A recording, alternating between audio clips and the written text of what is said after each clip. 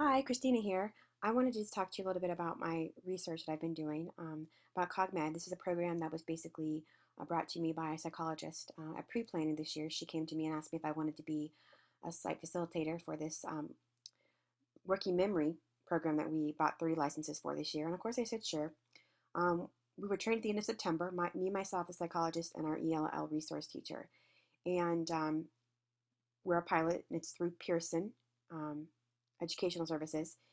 And recently, though, we haven't really gotten up and running. We bought 30 licenses, and each license is, we chose to do the track of 5 weeks at a time, half an hour a day sessions for our kids. And we were going to start out with 2 to 3 because there's a lot of coaching that's involved, and I'll talk about that later.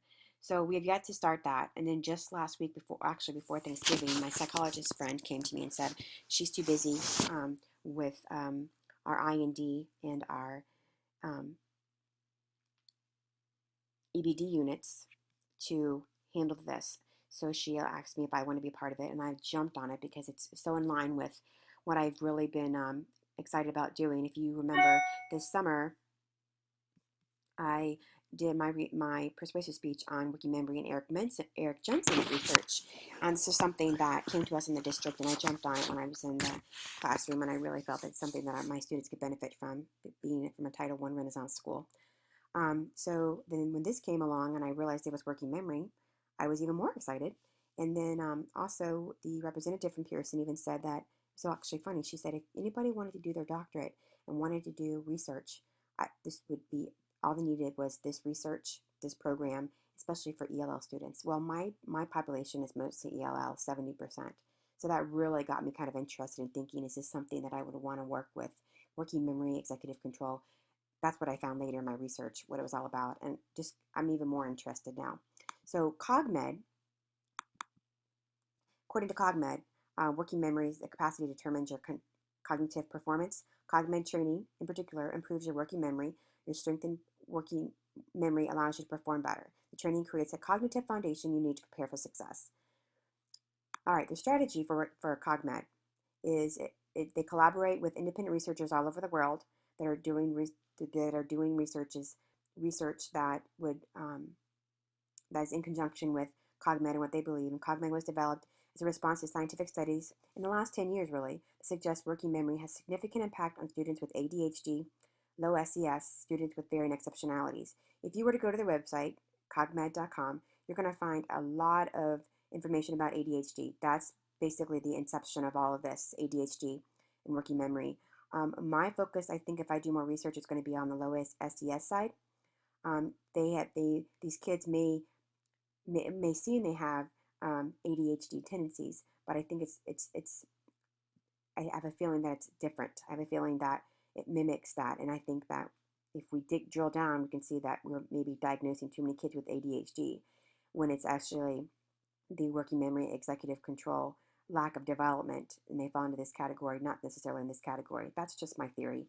And then also, children with varying exceptionalities, you'll find some research on that. I found very little research on low SES. I did find research that I'll talk about later that's very fresh off the presses from February that I was really excited to talk about later on. That's kind of the track that I want to go down. So that's the origin of the research. More importantly, Dr. Kleinberg is one of the leading scientists that um, researched and developed and realized that our brains were elastic, they weren't stagnant, and that they can be taught and retaught. And that's where the Cogmed comes in. It's a computer-based program. It's a computer adaptive the students can take. And it's ironic, I know, if you think about these shallows and what we read about in Nicholas Carr's book. It's ironic that we're trying to improve brain memory um, in our frontal cortex with more computer. I think it's ironic, isn't it? But moving on, how Cogmed works, it's designed, has different components to help with the working memory. It's computer adaptive, like I said, and the exercises were specifically designed by neurologists, and that would help with particular parts of the brain, that the working memory and the executive function, that part of the brain, to allow students to fill in the gaps where they're missing parts of their ability to focus, their ability to concentrate, their ability to organize, those parts of their brain that are allowing them to be less successful in class. It's real time. That means if you get on the website today, you can take sample ones. I was able to log on and take the real test because I have access, but I found myself at 7 o'clock at night taking it, and I got frustrated. So it's important, and you'll see in the next slide that one of the main components of this is coaching, and that whichever students are chosen, ironically, they need to fit a certain type of window, because I can see where kids that struggle, who struggle with the ability to get frustrated or irritated with not being able to understand something, they may not do well at this time, which I find ironic, because most of the kids I would think that have ADHD tendencies would be ones that would benefit the most from this program. But if I don't think that their personality or the way they handle frustration, this may not be the program for them. So therein lies another caveat that I'm not quite sure I agree with or can really rack my brain around yet.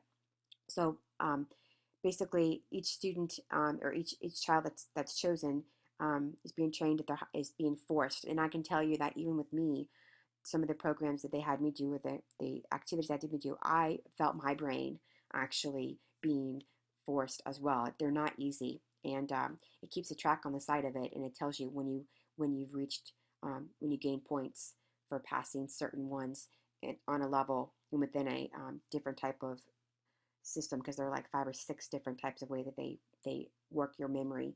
And then when you get some wrong, it'll go back down, and if they get several wrong, it'll stop you and make you take an automatic break because your brain is working.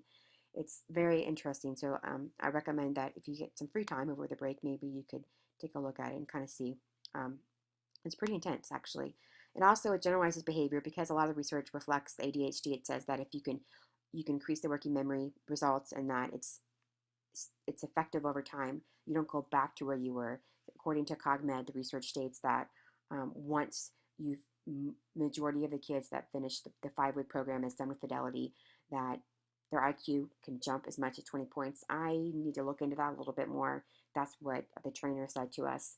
I'm not sure if I 100% believe that, but one thing they've said is that they don't revert back to it. Once you've gone through the program, your brain is, I guess, maybe you want to call it fixed or reworked, retrained with neuroplasticity, so that they're not going to go back to where they were. It's long term. And once you do the program, you don't have to do it over again. And this is where I talk about the coaches. It's important that you choose the right kids, which in some ways I kind of feel like that kind of defeats the program. So we will be looking at kids. I know some of the kids that I have been tutoring and that I work with intervention on. I think there's a need. I'm thinking that kids that may have a processing processing issue with comprehension could be candidates for this. But none of my kids have issues with behavior. It's all comprehension. And our teachers will say our kids are great at fluency, but when it comes to comprehension, that's wherein our difficulty lies. So I can see where this could benefit the whole entire school, actually.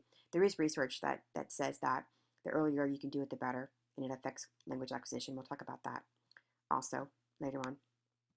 I wanted to incorporate this because from the website, because I was I I feel this is where our school is. Reading, understanding the content, reading, comprehension, and mental arithmetic, because it even goes with math. The majority of kids is reading, but there are kids that just cannot retain anything that they do in math.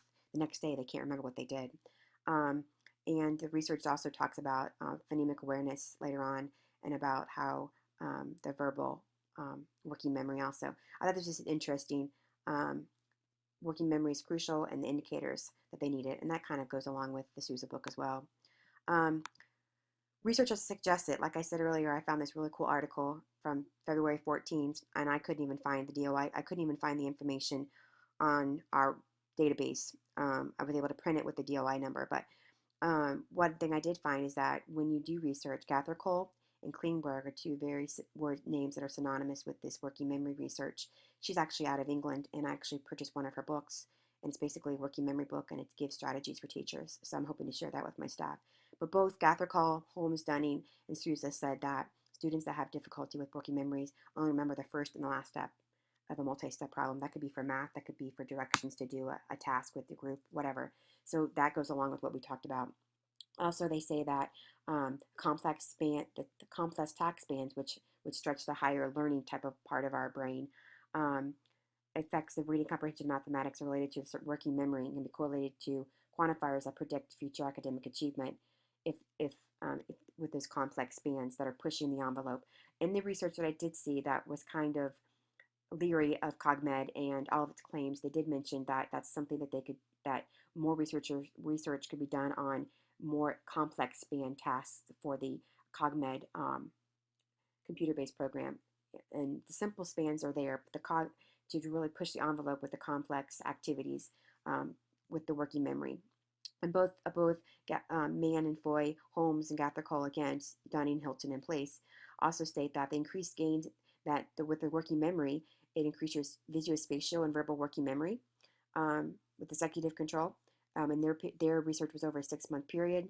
And also the research did say that there needs to be more research done for longer periods of time to see to see that if that's sustained. Here's another Klingberg, who is the guru of neuroplasticity, basically supports Cogmed in saying that executive control with specific cognitive tasks do help with attention to detailed tasks for kids that have ADHD. Recent findings, again, Foy and Mann, they're my heroes right now. Working memory, inhibitory control, and cognitive flexibility are components of the executive control part of the brain. And the stressors such that living in poverty can impede the development of that, and that's where I want to go with my research. Also, research findings says that working memory, in addition to research findings, indicate that increased visual spatial control is correlated with phonemic awareness and letter knowledge or language acquisition. The earlier, the better. That we can get these kids on these types of programs because our brains are already underdeveloped. Would help with future learning. I think that's phenomenal. I would love to get all of our younger kids on there. I think that would, like I said here, would decrease that conjunction with working memory children using the CAT programs or computer adaptive testing, such as Cogmed, would develop their strong pre-reading skills. And so if we could get it to them sooner, the better. We wouldn't have to worry about playing catch up. And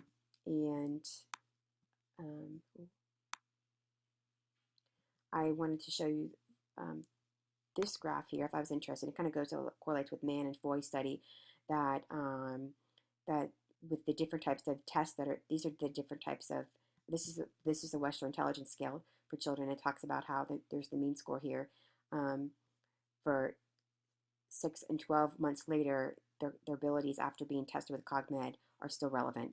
They haven't gone backwards. Here's some more research about how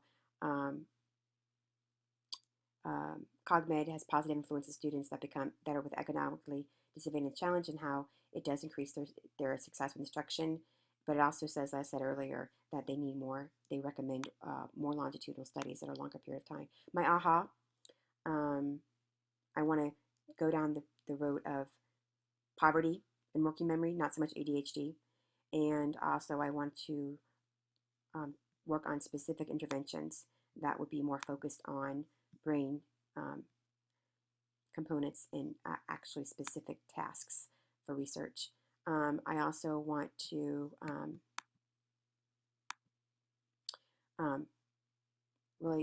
really dive into whether or not we're overdiagnosing kids with ADHD when it's actually this working memory issue. And I really liked what McVeigh said. She said that as this continues and we're finding this brain research to be true, that we're going to have to be more specific about if we're going to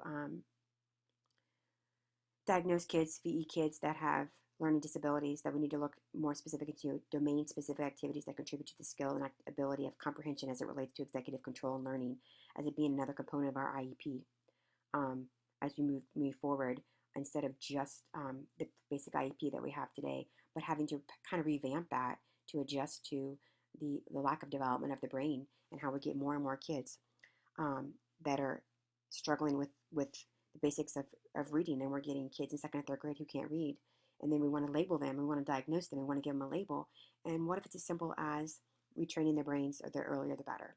So I look forward to my research and see where the Lord takes me with my research and where I would like to go with all of this, but I'm very excited, so I hope to give you more detail about that later on. Thanks for listening.